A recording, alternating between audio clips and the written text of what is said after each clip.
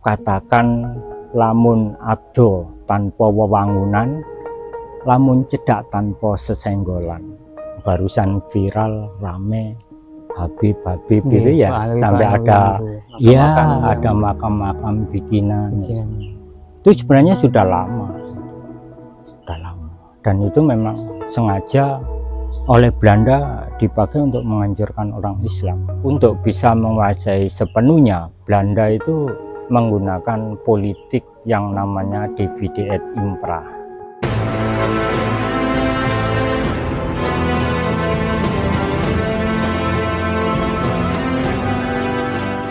Dari Nusantara sebelum adanya nama Indonesia, dan sampai sekarang itu banyak sekali sejarah yang istilahnya diacak oleh Belanda. Kan sebelum Belanda nama Indonesia kan belum ada, apalagi zaman Portugis dulu. Kalau Portugis itu menurut yang pernah saya baca itu dibilang penjajah itu belum 100%. Dia hanya menguasai tentang atau mengendalikan dalam dunia perdagangan. Lain dengan Belanda, setelah Portugis didesak oleh Belanda dan berhasil disingkirkan oleh Belanda, sampai menguasai Indonesia kurang lebih 3,5 abad. Itu bisa dibilang sampai tingkat pemerintahnya itu bisa dibilang dikuasai oleh Belanda, sampai disebut bahwa samudra Indonesia itu waktu itu samudra India, kan? India Belanda gitu. Terus untuk bisa bertahan dan menguasai di sini, pada waktu itu Belanda mulai menggeser Portugis masuk ke sini. Itu di Pulau Jawa sudah berkembangnya Islam, atau waktu itu yang berjaya adalah Mataram Islam. Orang-orang Islam pada waktu itu kan punya kekuatan mistis yang luar biasa, Mas ya. Begitu juga orang Jawa, orang Kejawen. Itu untuk bisa menguasai sepenuhnya, Belanda itu menggunakan politik yang namanya divide et impera. Mungkin kalau sampean pernah baca sekolah dengar istilah itu ya, politik memecah belah dan menguasai.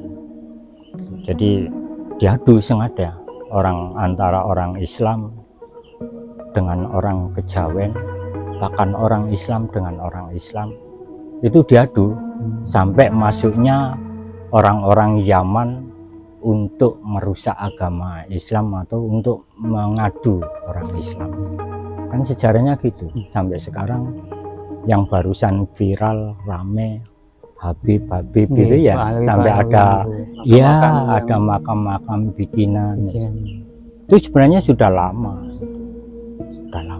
dan itu memang sengaja oleh Belanda dipakai untuk menghancurkan orang Islam. Sejarah diacak-acak, termasuk sejarah Majapahit. Sampai sekarang kan orang-orang percaya bahwa Majapahit itu dihancurkan oleh putranya yang namanya Raden Patah. Iya kan, sampai sekarang kan masih seperti itu. Padahal nggak seperti itu sebenarnya. Majapahit sebelum Raden Patah yang didukung para Wali Songo datang untuk menyerang Majapahit, itu Majapahit sudah terjadi perang saudara di akhir-akhir di akhir kejayaan, atau mulai terjadinya keguncangan lah. Awalnya itu kan perebutan kekuasaan dalam istana sendiri, perang saudara. Terus akhirnya oleh kerajaan-kerajaan kecil yang berhasil ditaklukkan, itu dalam kondisi Majapahit perang saudara, posisinya mulai melemah. Banyak daerah-daerah yang memerdekakan diri, kan gitu. Termasuk salah satunya yang terdekat, yaitu dari Kediri, Kerajaan Keling. Sampai Majapahit diserang oleh Kerajaan Keling, betul-betul roboh. Kemudian singkat cerita itu Raden Pata karena merasa mempunyai hak atau sebagai anak, didukung oleh para wali songo untuk menarik kembali kerajaan Majapahit, kemudian mendirikan kerajaan Demak kalau nggak salah gitu kan, singkat ceritanya itu oleh Belanda diputar balikkan bahwa Raden Pata datang ke Indonesia, datang ke Majapahit, mau mengislamkan orang tuanya, bahkan mau membunuh kan gitu ya. Itulah hebatnya Belanda. Supaya apa? Supaya orang Islam, orang Kejawen bertarung, supaya nggak rukun intinya. Kalau nggak rukun, nggak bersatu kan sangat mudah untuk ditaklukkan. Itu.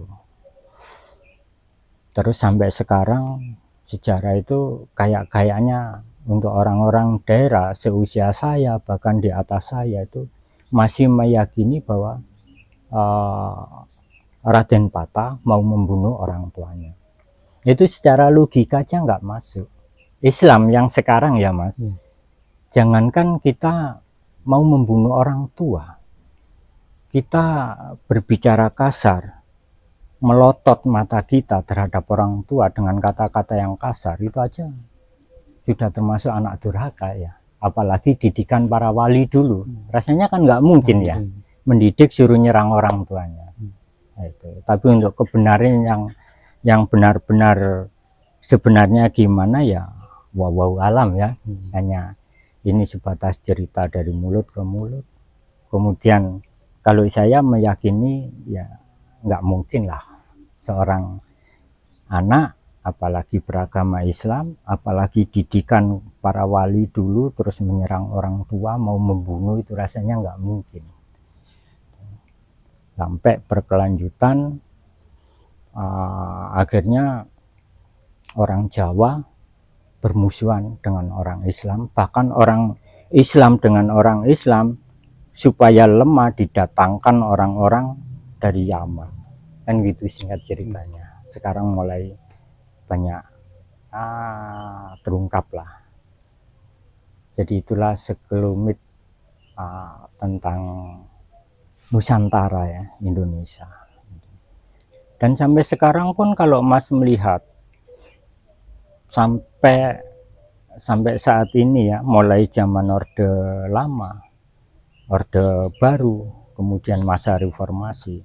Ini kalau sampean senang baca-baca sejarah, sampean lihat yang paling sensitif untuk bisa diajak, diadu ya dari agama.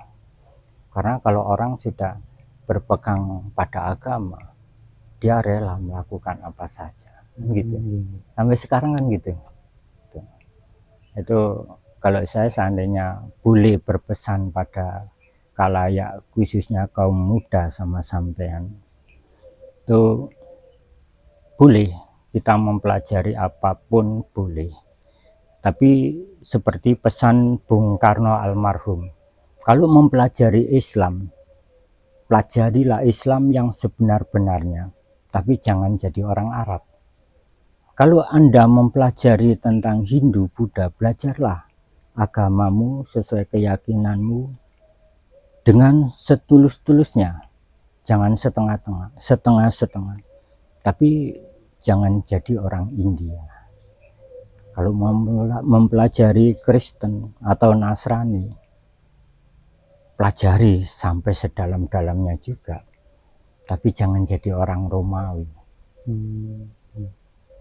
Artinya kita mempelajari agama itu hanya urusan tentang keyakinan kepada Tuhan Yang Maha Esa. Sejarah budaya leluhur harus tetap kita junjung tinggi, kan gitu intinya ya. Karena hanya bangsa yang besar adalah bangsa yang menghargai jasa para pahlawannya dan menjunjung tinggi sejarah peradaban bangsa. Dan nenek moyang kita sendiri memang sebenarnya bukan beragama Hindu Buddha, punya keyakinan sendiri yang dikatakan sebagai keyakinan terhadap Tuhan Yang Maha Esa. Ada yang mengatakan Kaweru Budi itu merupakan salah satu ajaran nenek moyang kita yang sebenarnya. Terus menyebut Tuhan itu sebagai Sang Hyang Tayan. Lah Tuhan itu beliau nenek moyang kita itu mengatakan bahwa tan kena kinaya ngopo, tidak bisa dibayangkan dalam bentuk apapun, wujud apapun, tidak bisa diotak-atik dengan akal. Tuhan itu setengah perempuan atau setengah laki-laki, tidak. Tapi beliau nenek moyang kita meyakini Tuhan itu memang ada. Wujudnya nggak bisa dibayangkan dengan akal pikiran kita, karena akal pikiran kita sangat terbatas. Dikatakan lamun ado tanpa wewangunan, lamun cedak tanpa sesenggolan. Kalau jauh nggak bisa dibayangkan bentuknya, tanpa wewangunan, tanpa berwujud. Kalau dekat nggak bisa bersentuhan. Hanya orang-orang yang dikehendaki yang bisa merasakan. Itu ajaran nenek moyang kita dulu. Jadi dengan Islam pun juga nggak bertentangan. Islam kan juga seperti itu, iya kan? Nggak bisa dibayangkan dalam bentuk apapun. Tidak punya anak, tidak diperanakan kan. Jadi nenek moyang kita bahkan mungkin sebelum Islam punya peradaban, nenek moyang kita sudah punya peradaban. Dari tahun itu aja. Tahun Jawa dengan tahun Islam, saya lihat lebih tua mana jumlah tahunnya, ya kan, dengan tahun Soko. Padahal mungkin sebelum adanya tahun itu Jawa sudah ada peradaban, mungkin. Termasuk peninggalan yang kelihatan sekarang, yang diakui dunia seperti Borobudur, nah, itu kan menunjukkan bahwa nenek moyang kita jauh sebelum ada peradaban itu. Nenek moyang kita sudah sangat hebat, bisa membuat candi sebegitu megah, ya. Padahal peralatan kayak alat-alat grafir apa belum ada mungkin, iya kan. Ekskavator, kren belum ada. Nah, itu. Beliau sudah mampu membuat bangunan sebegitu megah. Padahal letaknya tidak jauh dengan gunung berapi yang sangat dahsyat, yang masih aktif. Full aktif ya, dia berani membuat di situ. Artinya beliau juga punya ilmu struktur ya, untuk bangunan tanah ini mampu nggak didirikan bangunan segede ini, setinggi ini. Jadi ilmunya tentang apa ya, kapasitas tanah, struktur ya kalau sekarang itu juga hebat nenek moyang kita. Nah itu tinggal sekarang adik-adik seperti sampean gali sejarah sejauh-jauhnya untuk menunjukkan bahwa memang bangsa kita, khususnya nenek moyang kita, itu bukan orang yang bodoh, itu orang yang luar biasa. Nah, kalau sekarang kadang nanti jenengan mireng ya, ada pejabat mengatakan bahwa yang mampu melaksanakan bangunan super canggih di sini, kalau nggak orang luar nggak akan mampu. Nah, itu mereka seorang pejabat yang luar biasa memalukan, mengerdilkan bangsanya sendiri. Padahal nenek moyang kita sangat hebat. Artinya sampai saat ini pun seharusnya anak cucunya juga orang hebat, ya. Hanya itu yang bisa saya sampaikan ya, sedikit mungkin ada kurang atau pas, namanya manusia biasa. Tentunya kayak saya banyak kekurangan ya. Jadi kalau ada kekurangan ya disempurnakan. Kalau ada yang baik bukan berarti saya orang yang hebat, karena apa yang saya dapat juga hanya dari pernah membaca, karena saya dulu juga senang membaca, dan itu pun sudah sekian tahun yang lalu, bahkan puluhan tahun yang lalu. Mungkin juga banyak yang nggak masuk, lepas dari otak saya, bisa juga ya. Jadi, hanya sedikit yang bisa saya sampaikan, mudah-mudahan bermanfaat. Intinya masih muda, cari dan carilah jati diri Anda, jati diri bangsa kita. Jangan memandang siapa kamu, siapa apa agamamu, tapi kita pandang manusianya. Ini ya. Jadi ya, kayak Islam sendiri kan dari 30 juz sekian ribu banyak hadis itu, kalau kita pressing itu kan ajarannya hanya ada dua, habluminanas wa habluminallah. Ya, hanya itu sudah. Habluminanas itu kita sebagai insan kamil, kita ya harus bisa guyub rukun ya. Itu. Nah, untuk habluminallah ya itu pribadi dengan Tuhan, ya kan nggak perlu saya ngomong sambil berzikir umpamanya terus cerita saya tiap malam melakukan tahajud, nah, kan nggak perlu diceritakan. Kita cukup kita sama Tuhan. Iya, habluminallah. Kalau mau habluminallahnya bagus, urusan vertikalnya bagus, horizontalnya ya harus bagus, ya. Harus bagus seperti apa yang dikatakan almarhum Gus Dur itu.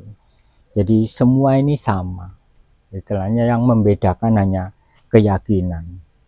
Kita ya nggak mau dipaksa ke keyakinan yang lain, tapi kita juga jangan memaksa ke keyakinan yang lain.